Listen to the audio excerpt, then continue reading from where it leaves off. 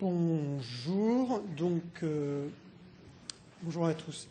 On va redescendre sur des aspects beaucoup plus pragmatiques, enfin prosaïques plutôt, de la nutrition en réanimation. Alors voici le plan de la présentation.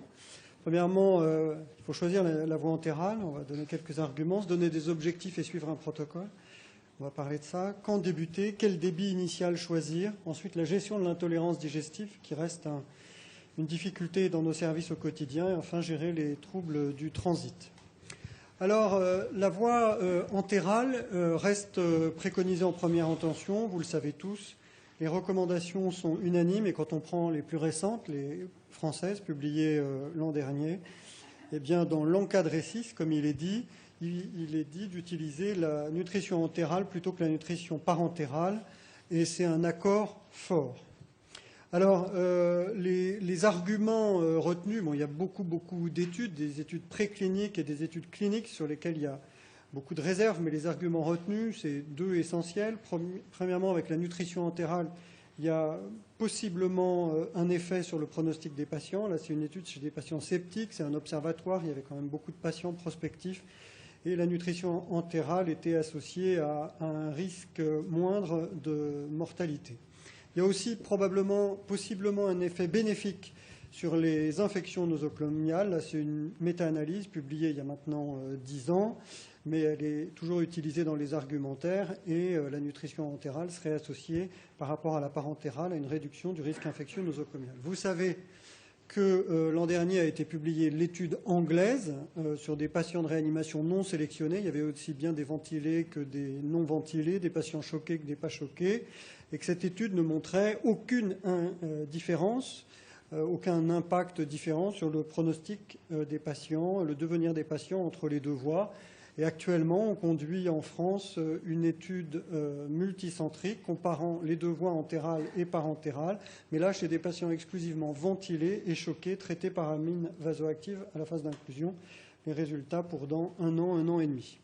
Alors, le problème de la nutrition entérale, et c'est l'objet de ce topo, essentiellement de ce topo, c'est que dans la vraie vie, premièrement, elle est sous-utilisée. Dans l'étude de Elke que j'ai citée tout à l'heure, eh bien, il y avait 20% des patients seulement qui recevaient exclusivement de l'entéral. Dans d'autres observatoires où ils ont recherché les causes de non-utilisation de la nutrition entérale, dans plus d'un tiers des cas, ils ne retrouvaient pas de cause. C'est-à-dire qu'elle n'était pas utilisée pour des raisons qui restent obscures. Alors, ce qu'il y a de sûr, c'est que c'est un challenge d'administrer correctement la nutrition entérale aux patients. Ça, c'est une étude qui a 15 ans, qui a été publiée par Bernard Dejonge, mais dont les données restent réelles. Quand on prend d'autres études plus récentes, ils retrouvent que les facteurs d'arrêt ou de mauvaise délivrance de la nutrition entérale, c'est les problèmes mécaniques, de sonde, ces procédures diagnostiques, on décide de faire un examen, donc on arrête la nutrition entérale. Ces problèmes d'airway, par exemple, on décide d'extuber le malade, eh bien, il y a des équipes qui décident d'arrêter la nutrition entérale la veille. Est-ce que c'est justifié ou pas? Et puis les problèmes d'intolérance digestive sur lesquels je vais m'étendre un petit peu plus tout à l'heure. Mais tous ces facteurs font que, et ça avait bien été montré dans cette étude, et ça a été remontré depuis, que, il y a une sous-administration des solutés de nutrition entérale. Et c'est d'autant plus vrai que les patients sont plus graves. Et dans cette étude, il avait été montré que, par exemple, les patients sous amine vasoactive recevaient clairement moins de nutrition entérale que les autres. Alors, le premier point, quand on décide, et je pense que c'est encore d'actualité et important de décider d'utiliser la nutrition entérale en première intention, le premier point, d'habitude, je termine le topo par ça, mais là, je commence par ça, c'est qu'il faut utiliser un protocole. Et s'il y a des choses qui sont bien étayées dans le domaine de la nutrition, c'est que l'utilisation de protocoles prédéterminés permet de mieux atteindre les objectifs. Je ne dis pas de mieux nourrir les malades, mais en tout cas de mieux atteindre les objectifs qu'on se fixe. Ça, c'est l'étude publiée dans le JAMA en 2008, qui montre que quand on applique un protocole, il y a plus de patients qui reçoivent de nutrition entérale, ils reçoivent plus de solutés, on atteint mieux les objectifs. Bon, comme on l'a dit tout à l'heure, il n'y avait pas d'impact sur le devenir des patients. Mais ça, c'est une autre étude suisse, cette fois, qui a comparé 3 périodes. Une période sans protocole, deuxième période avec protocole et une troisième période, protocole plus présente d'une diététicienne dans le service. Pardon. Donc 572 patients inclus. Ce qui a été montré, c'est que dès la deuxième période, dès qu'on instaure un protocole, eh bien, la nutrition entérale est largement plus utilisée que quand il n'y avait pas de protocole. Et il y a aussi, grâce à la mise en place d'un protocole, un accroissement du recours à la nutrition parentérale de complément, c'est-à-dire qu'on est plus vigilant à aux apports caloriques et protéiques, et il y a une réduction du déficit énergétique. Ça, c'est une troisième étude, parce que c'est important de les montrer toutes, où là, c'est une étude randomisée en cluster. Il y avait des services dans lesquels on appliquait un protocole, d'autres services où on n'appliquait pas de protocole. Et là, ce qui avait été montré, c'est que dans les services où on applique un protocole, eh bien, les patients reçoivent plus de calories et plus de protéines que dans les services où on n'applique pas de protocole. Alors, je l'ai dit tout à l'heure, une des bonnes causes d'arrêt, enfin des bonnes, entre guillemets, une des causes importantes, fréquentes d'arrêt de la nutrition, c'est tout ce qui est procédure autour du patient. Alors, dans cette étude, ils ont étudié 121 procédures planifiées. Et vous voyez que quand on décide, même si on a une bonne raison, d'arrêter la nutrition entérale pour une procédure, ce qu'ils ont observé, c'est dans environ dans 27 procédures sur 20% à peu près des procédures, elles ne sont pas réalisées le jour prévu. C'est-à-dire qu'on a arrêté la nutrition pour rien. Ensuite, dans les 100 cas où la nutrition a été arrêtée pour une procédure, eh bien, quand ils ont fait l'analyse de ces arrêts, eh bien, en fait, dans 20% des cas, l'arrêt était jugé comme absolument pas nécessaire, et dans la moitié de ces arrêts étaient faits sans prescription. C'est-à-dire que c'est l'infirmière qui avait décidé d'arrêter la nutrition parce qu'il y avait une procédure. Alors, quand débuter la nutrition entérale?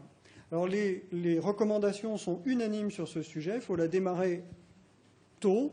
L'unanimité un peu moindre sur le délai, ça va de 24 à 48, voire 72 heures. Dans les recommandations récemment publiées dans Réanimation, c'est dans les 24 heures après l'admission en réanimation.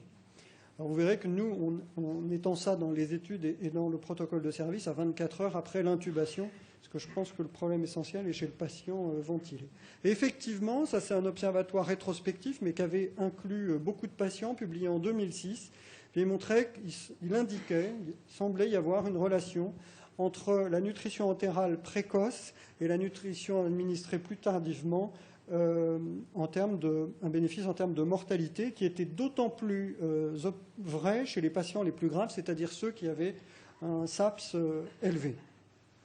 Et ça a été confirmé, si on peut dire, par cette méta-analyse publiée dans Intensive Care Medicine il y a 5 ans, dont les résultats indiquent aussi une réduction de la mortalité, une réduction du risque infectieux nosocomial avec la nutrition entérale précoce. Alors, on décide de la débuter tôt. Il y a clairement un signe clinique qu'il est recommandé de ne pas observer. C'est les bruits hydroaériques, la présence ou non de bruits hydroaériques. Beaucoup de patients n'ont pas de bruit hydroaérique quand ils arrivent en réanimation. Il y a une recommandation qui dit de ne pas s'en préoccuper. Vous voyez, c'est une recommandation de niveau très faible. C'est une recommandation dite d'expert. Et un petit point intéressant, c'est que dans cet observatoire publié dans Intensive Care Medicine il y a 2 ans, eh bien, il regardait les signes cliniques et leur relation avec le devenir des patients. Eh bien, l'absence de bruit hydroaérique était associée à une diminution de la mortalité à 28 jours. Alors, ça ne veut pas dire qu'il y a un lien de causalité, ça ne veut pas dire non plus qu'il ne faut pas nourrir les malades qui n'ont pas de bruit aérique. C'est pas ce que je veux dire, c'est qu'il faut peut-être se garder en tête que l'absence de bruit hydroaérique, finalement, c'est peut-être pas quelque chose de si anodin. Alors, quel débit initial choisir? Alors, quasiment toutes les recommandations disent qu'il faut augmenter progressivement pour atteindre son objectif en 2-3 jours. En fait, il n'y a pas d'argument pour étayer ça. Et il y a, à ma connaissance, une seule étude randomisée qui s'est intéressée au sujet. Elle a été publiée il y a 6 ans par l'équipe d'Angoulême. Et elle a montré que quand on débutait d'emblée au débit requis pour atteindre les objectifs qu'on s'est fixés pour le malade, les malades ont un moindre déficit calorique et il n'y a aucun effet secondaire péjoratif reporté, en particulier digestif. Ils n'avaient pas recensé les pneumopathies nosocomiales, mais c'est la seule chose. Alors la gestion de l'intolérance digestive. Bon, maintenant c'est notoire que les malades de réanimation ont une intolérance digestive, et en particulier qu'elle est liée à un retard à la vidange gastrique, une gastroparésie qui est responsable d'un retard à la vidange gastrique, ce d'autant que s'y associe, je ne vais pas rentrer dans le détail là, mais une hypertonie pylorique et une hypotonie du sphincter du bas œsophage qui est responsable de reflux et de vomissements accrus. Et là, c'est l'étude de Hervé Mintec publiée il y a 15 ans qui montrait que, et ça reste globalement observé, qu'environ la moitié des patients sont considérés intolérants à la nutrition et que plus on avance dans le séjour, eh bien, plus il y a de patients qui sont à un moment ou à un autre intolérants à la nutrition entérale. Et c'est vrai que pour les raisons que je viens de dire, eh bien, tout le monde a en tête cette cascade qui va de l'hypokinésie, vidange gastrique retardée, reflux gastro-œsophagien, vomissement et puis peut-être pneumopathie associée à la ventilation mécanique. C'est ce qui était suggéré par cette étude d'Hervé Mintec qui montrait que les patients ayant une intolérance digestive faisaient plus de pneumopathie que les autres. Ça ne veut pas dire qu'il y avait un lien de causalité, mais c'est ce qui avait été observé. Et c'est pourquoi les recommandations insistaient sur la nécessité de prévenir, de détecter une intolérance digestive. Et à l'époque, elles insistaient sur la surveillance du volume gastrique résiduel. Alors, ce qu'il faut savoir, néanmoins, c'est que quand on regarde la littérature, la définition de l'intolérance digestive à la nutrition entérale, elle est extraordinairement imprécise. Là, dans cette étude, ils ont repris 72 études et ils ont observé 43 différentes définitions de l'intolérance digestive. Alors, ils les ont regroupées en 4 types de définitions. Vous voyez, celle qui est la plus utilisée, c'est la présence de signes gastro-intestinaux et d'un résidu gastrique augmenté.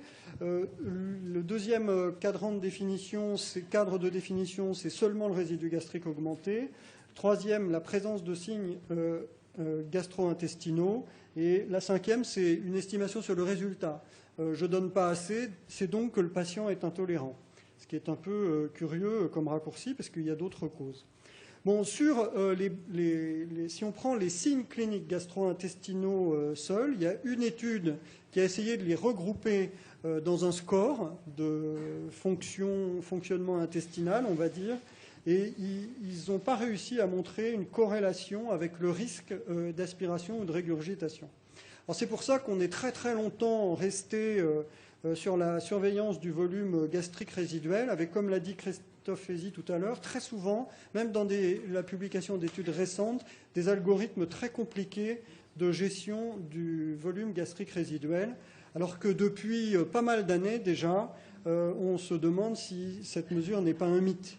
Alors, le pour, je l'ai dit tout à l'heure, c'est que volume gastrique résiduel augmenté ou intolérance était associé à un risque accru de vomissement et de pneumopathie dans l'étude de Hervé Mintec. Ça ne voulait pas dire, encore une fois, qu'il y a un lien de causalité. Le contre, c'est que des études, et en particulier celle-ci, avaient montré qu'il n'y avait aucune relation entre les valeurs de volume gastrique résiduel mesuré et le risque de régurgitation ou le risque d'inhalation. Et puis, par contre, ce qui était bien établi, et ça depuis longtemps, et ça a été confirmé dans un observatoire prospectif multicentrique français, c'est que la mesure du volume gastrique résiduel en soi, le monitoring, est en soi une cause importante de non-atteinte des objectifs caloriques fixés.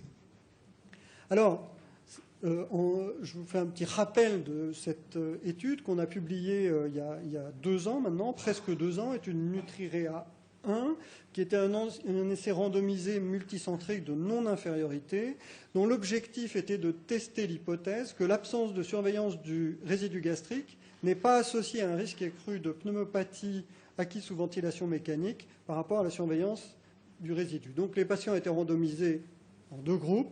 Groupe intervention, on ne surveillait pas le volume gastrique résiduel et on regardait juste s'il vomissait ou régurgitait de façon significative. Et le groupe contrôle, l'intolérance à la nutrition était définie par les vomissements ou des régurgitations. Et on voyait le critère de jugement principal était le taux de patients avec au moins un épisode de pneumopathie nosocomiale dans les 90 jours après la randomisation. Les 2 groupes étaient strictement comparables. Et le résultat que beaucoup d'entre vous connaissent, mais que je rappelle, c'est qu'il n'y avait aucune différence quant au taux de patients ayant fait une pneumopathie nosocomiale entre les 2 groupes. En clair, la surveillance du volume gastrique résiduel ne permet pas de réduire le risque de pneumopathie nosocomiale. Et ça, quelle que soit la manière dont on calcule, quels critères on utilise, l'incidence cumulée aussi des pneumopathies nosocomiales ou le nombre total de pneumopathies dans les groupes, c'était clair. Et pourtant, dans le groupe où on ne surveille pas le volume gastrique résiduel, clairement, les patients vomissaient plus, 40%, alors que dans le groupe où on le surveille, c'est 27%. Et ça n'a pas de conséquences sur les pneumopathies, on l'a vu, et ça n'a pas de conséquences aussi sur le pronostic des patients. Et par contre, et ça c'était un résultat attendu, quand on ne surveille pas le volume gastrique résiduel, eh bien on atteint mieux ses objectifs nutritionnels, enfin en tout cas en termes de calories, que quand on le mesure. Alors ensuite, les signes cliniques spécifiques quand on s'intéresse au vomissement, on a vu, puisque ça serait le seul critère retenu d'intolérance digestive, dans Nutrirea, c'était 27% quand on surveille le volume gastrique, mais là c'est à peu près 40% quand on ne le surveille pas. Et ici, dans l'étude publiée dans Intensive Care Medicine, c'était environ 15% des patients, mais uniquement pendant la première semaine de leur séjour en réanimation. C'est donc un événement plutôt fréquent, on l'a vu sans grand impact probablement, mais quand il pose un vrai problème, quand il fait qu'on ne peut plus nourrir les patients parce que les patients vomissent de façon continue, eh bien, il y a des solutions pour combattre cette intolérance. Améliorer la contractilité de l'estomac en utilisant un prokinétique, contourner l'estomac ou réduire, voire interrompre le débit d'administration en cas de vomissement. Alors, la sonde jéjunale, je ne traiterai pas le sujet tout de suite. C'est clair que les études montrent qu'elle permet d'augmenter les apports nutritionnels, mais c'est complexe, ça nécessite une endoscopie. C'est consommateur de temps et ça ne réduit pas le risque de pneumopathie nosocomiale. Améliorer la contractilité gastrique, le cisapride, on ne l'utilise plus à cause de sa toxicité cardiaque, donc il y a le primpéran, l'érythro, et nous on utilise l'érythro, qui a été validé, il y a peu de différence d'efficacité entre l'un ou l'autre. L'érythro a été montré efficace pour traiter des patients intolérants. Et ici, on l'avait étudié dans une étude randomisée de façon chez des patients non sélectionnés, intolérants, pas intolérants. Et on montrait globalement, on améliorait la tolérance et l'administration à la nutrition entérale. Alors, ce qui me semble important, c'est que dans vos services, il faut le savoir, tous vos patients ne sont pas égaux. En particulier, ce travail avait montré que les patients qui avaient des lésions intracrâniennes, les brûlés, les polytraumatisés, les patients septiques étaient plus intolérants, avaient une vidange gastrique, enfin pas plus intolérants, mais une vidange gastrique plus retardée que les autres. Alors, on s'est intéressé, nous, aux patients décubitus ventral. On utilise beaucoup cette modalité de traitement. Et vous savez que les infirmières, là c'est 42% dans cet observatoire belge, sont très réticentes ou étaient très réticentes à poursuivre l'alimentation chez les patients mis en décubitus ventral. Et effectivement, on avait observé que ces patients sont nettement plus intolérants, ils vomissent plus et ils reçoivent donc moins de nutrition entérale que les autres. Donc on avait mis en place un protocole, et je pense que pour toutes vos populations à risque, vous pouvez réfléchir à des protocoles et mettre en place des protocoles qui permettent d'améliorer la délivrance de la nutrition entérale. Là, c'était par exemple les mettre en proclive et leur donner de l'érythromycine systématique. Et on avait montré qu'en mettant en place un protocole comme ça, on les nourrissait, on atteignait mieux les objectifs de nutrition entérale, sans accroître la fréquence des vomissements. Il y a d'autres études qui ont été publiées dans d'autres circonstances, comme par exemple cette étude chez des patients qui sont traités par ECMO. Dernier point, les troubles du transit, qui sont fréquemment une demande des infirmières et parfois des docteurs pour arrêter ou ralentir la nutrition entérale. Je vais aller vite. La diarrhée, c'était 23% des patients dans Nutriréa 1, 21% donc c'est environ 20% des patients de réanimation.